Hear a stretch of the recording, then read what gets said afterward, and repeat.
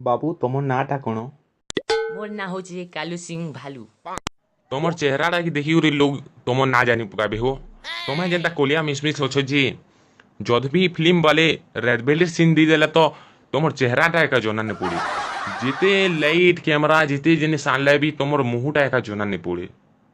तुम्हें तो से उमा बास्या राती ने वो बहुत कला तुमके देखी देला मुते से बाहुबली जेन ने थी से गुंडा माने यान कुलिया खाऊ बोलिया तुम्हें हेंता दिसियो पूरा किए हिरो रोल दे बाहू मुझे बुझी नहीं पारवा।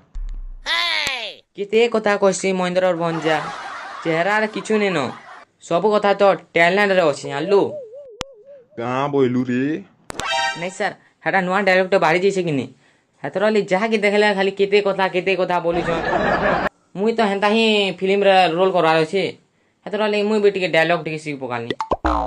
गीत जानी छ बले गीत पदे गत रसवती बिलास आमको धरेई देल धन देशी किलास रसवती बिलास। उड़िया फिल्म रो ऑडिशन लगे छ आ संबलपुरी झाड़ू छ इन उड़िया फिल्म रो गीत गुटे गो मुई तोर सारो तुई मोर काजल काजल काजल काजल काजल काजल। तुम्हें तो बढ़िया गीत गौ छ तुमके तो हनी सिंह ने पारे न बढ़िया गीत गौ छ पूरा भी। नेक्स्ट मैडम काना बोलछन जे सुनो या फिल्म रो जेते हीरो अछन तमे केन हीरो फैन हो? मुई अनुभव महांती रो बहुत बड़ा फैन है मैडम।